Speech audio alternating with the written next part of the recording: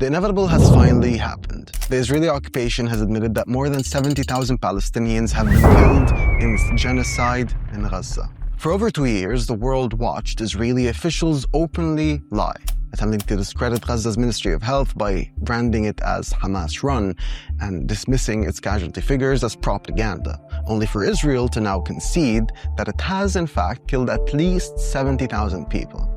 This long overdue Israeli confirmation of the ministry's figures also reinforces what Palestinians and human rights groups have said all along, that the majority of those killed are women and children. Again, this should surprise no one. This is merely another familiar Israeli admission following a prolonged period of denial, a tactic that has repeatedly allowed Israel to avoid accountability. This pattern is anything but new.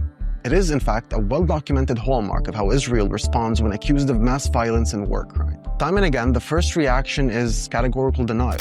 When civilians are killed, Israel claims no attack took place, or that reports are exaggerated, or that the victims were combatants. As evidence accumulates, the narrative quietly shifts. Deaths are eventually acknowledged, but responsibility is deliberately obscured. An investigation is announced, and years later, long after public outrage has faded, partial admissions emerge quietly, without consequence. We saw this after the 2002 aggression on the Jenin refugee camp. Israel initially denied that a massacre had occurred, dismissing Palestinian testimony as fabrication.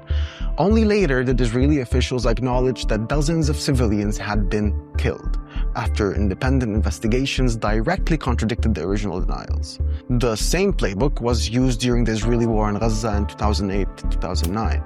Israel rejected claims that civilians were deliberately targeted and categorically denied the use of certain weapons in densely populated areas.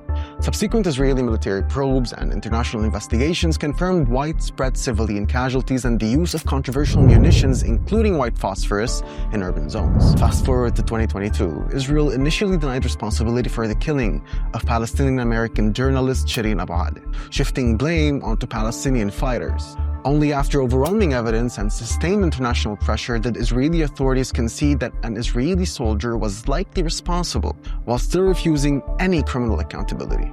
These are not isolated incidents. They form a consistent and deliberate cycle. Deny, delay, minimize, then admit just enough to move forward without consequences. So when Israel now admits that over 70,000 Palestinians have been killed, this is not an act of transparency. It is the final stage of a process long familiar to people in the region. A delayed acknowledgement that comes only after irreversible harm had been done, after families have been erased, entire communities shattered, and justice has once again been systematically denied.